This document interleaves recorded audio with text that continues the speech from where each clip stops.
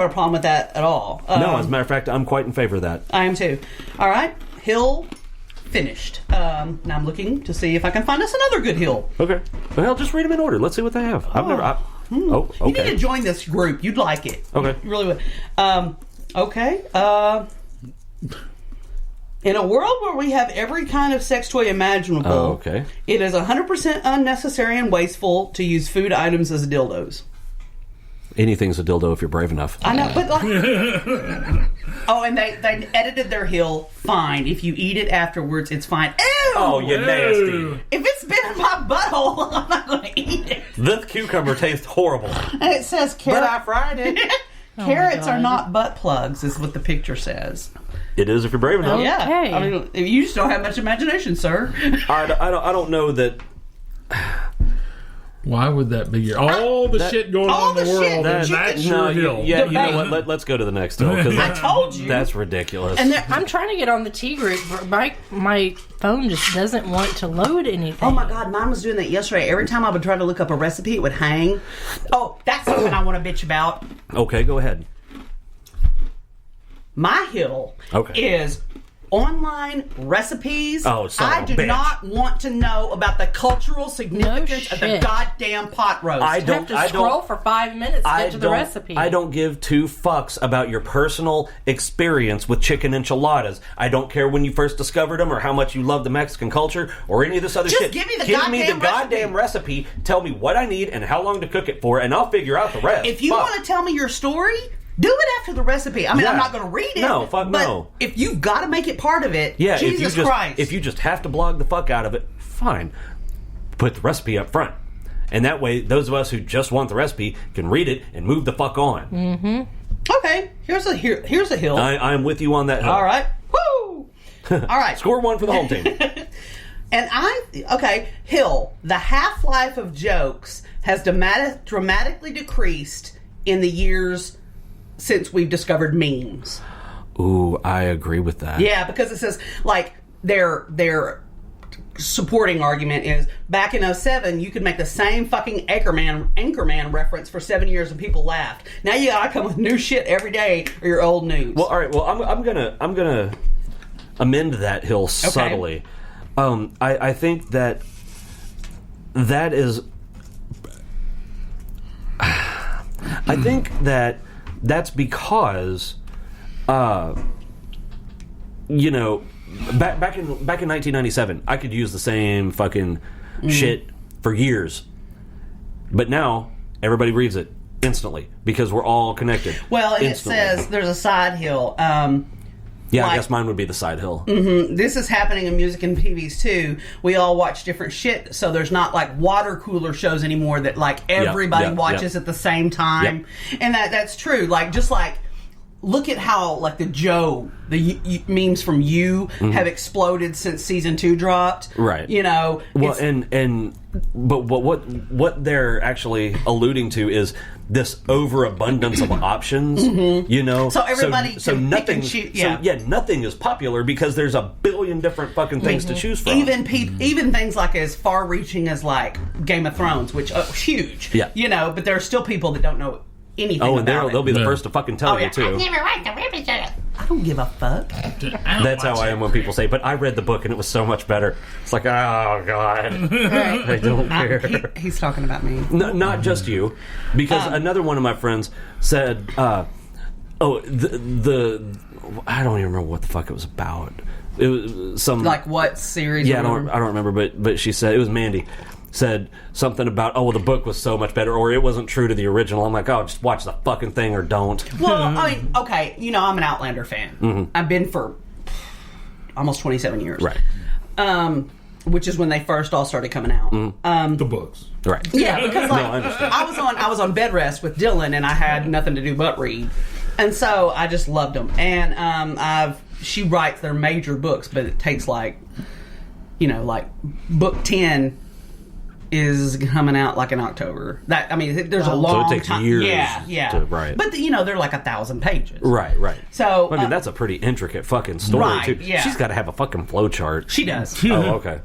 Anyway, so but now in the last few years, like 4 or 5 years, Outlander has become a TV show, and so a whole new wave of people have been exposed to it and become fans of the TV show. I happen to be a fan of both, but I don't expect a TV show to contain everything or even the exact same things in the same way as this book. It's an adaptation. Right. You can't take 1,000-page book and condense it into 12 episodes and cover everything and do it justice. Not only is it an adaptation, but if you read the book, what you get out of it is going to be different than what I get out of it to a degree. Yeah, the parts that really speak to me or whatever, the characters. Or parts that you think are memorable, I may think is a lesser sub-story or whatever. So, and the director of the has director his own producer, vision. Exactly. So the idea that it's not exactly like the book, it's never gonna be. Well, and like the Walking Dead, some of the directors, producers, etc., have come out and said, "Look, we're not remaking the comic books. Exactly, we're making our own story. They're adapting it to the screen. And they've changed. Where this person died in the comic book, they didn't die in the show. Right. Well, like the biggest character, and people have flipped their shit in the show doesn't even exist in the comics. Daryl Dixon, he's not in the comics. Oh, really? Mm-hmm. Huh. No, actually, what happened is he came in to audition for Merle. And they created he wasn't good for Merle, but they were like, God, he's good though. And they made Daryl Merle's brother. Strictly for the show. That's pretty hardcore. Yeah, you gotta be awesome. You gotta be a bad motherfucker to get them to just make a because they were like, he knocked it out of the park, but just not right for this character. And so like that happened in like Outlander. Like there's a character in Outlander, spoiler alert, that is Jaimes, who's the main protagonist. It's his godfather, Murtagh. Okay. And he's cool and he's amazing and I love him. I loved him in Lethal Weapon, by the way. But he dies. We know how many people out there are not going to get that. Yeah, are like, what now? That's okay. What's he talking about? Murtaghs and Riggs. You can Google it. But he isn't a character that dies on screen, even in the book. Yeah, right. We find out about his death through Jaimes later. Okay. But he died in the events at the end of the second book. Okay.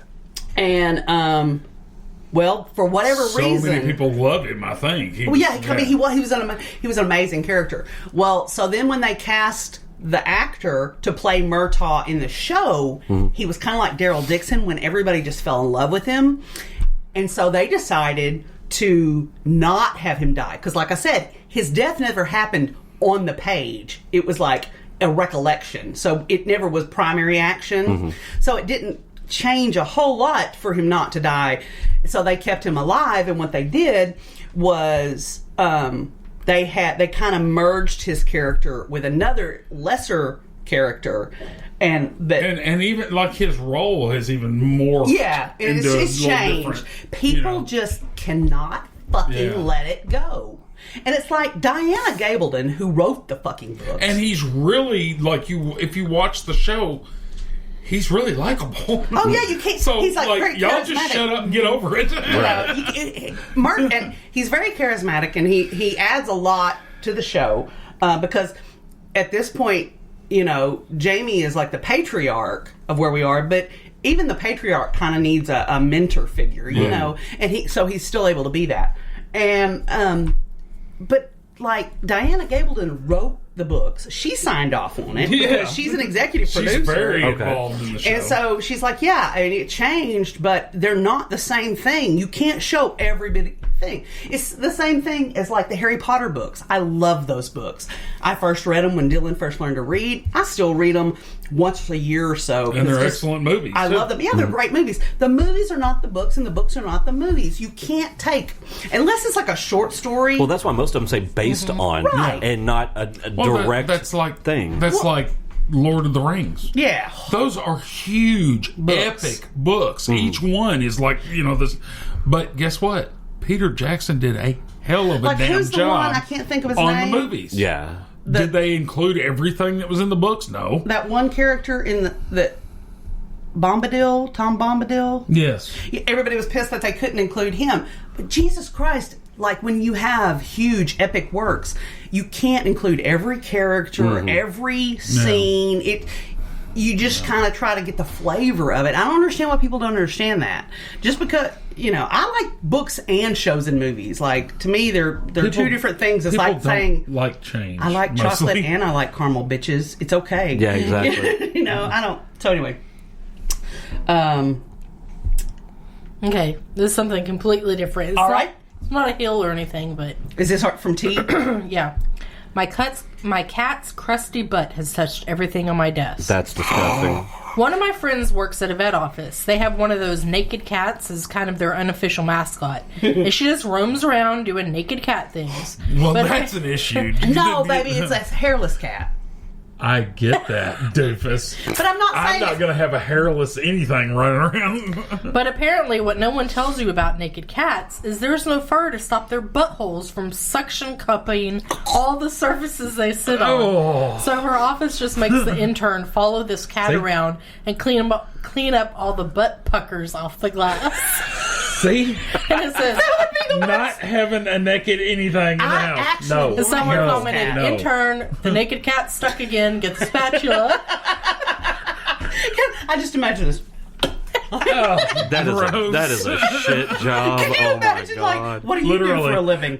I unvacuum seal a cat butt from the glass. I unpucker the cat butt from the window. Intern, cat's vapor locked again. Oh my God, no.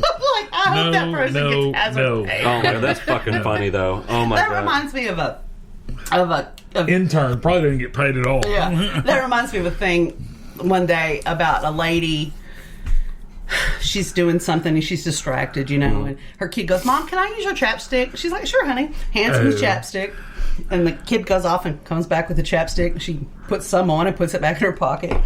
And so a little bit later, kid comes back and goes, "I need your chapstick again." And she's like, "Okay." And this time she's like, "What the fuck? Why is he eating it? Is he licking it? What's happening?" And she watches the child go, and the cat's butthole was red. Oh my God. So the baby thought it was chap. So the kid was rubbing it on the cat's asshole and taking it back to the mom, and the mom was like, I'd be like, "Look, I've never punched a kid before." But... I'm too busy lysoling my lips. Oh, that's a hit. Oh my God. Oh shit. All right, what's the next hill? That fucking naked cat vapor lock thing is fucking I feel nasty. like this is a kind of hill that's tailor-made for us to talk about. Yeah, all right. When you're not sure what's going to happen, farting is better than shitting your pants. 10 times out of 10. But here's the thing. If you're not sure what's going to happen... You shouldn't do either. Farting can lead to shitting your pants. Yes. But if having to choose between the two... absolutely. Never shit your pants as the primary option. But I'm... You really got to watch that fourth step. I mean, that's a fucking... I just feel like if you're not sure exactly what's going on, farting is not the safe choice. No. Squeezing cheeks is the safe choice. Doing that waddle walk. Yeah. You tense up and fucking tuck your butt in. This person says, "Yeah, I sharted for the first time in my life this summer in an Asian restaurant. I've been traumatized ever since. I am alive and I am afraid. # trust no fart." Oh my God. I'm going to use that hashtag. I'm going to put that as a hashtag on this recording, as a matter of fact. # never trust a fart. Okay, what is now? What? I don't know. I don't even know what this means. That's stupid. My hill provided travel time, because at first I read that time travel and I got it backwards. Different things. And I was like, that changes everything. Is not the same thing. Provided travel time is... Where did that accent come? Provided travel time is not a factor. If you are traveling within the continental United States, you should go by rail instead of by air. Why do you fucking care? Whoa. When the hell would travel time not be a factor? Like, what, are you independently wealthy? Like, or don't have a job? Why? I mean, Are they basing that on the amount of pollution? Nope, they don't say a word about it. They just say the U.S. has some of the most understated beauty and variety and scenery that's so lost when you fly. Oh, okay. I mean, all right. if I just had like, you know, they're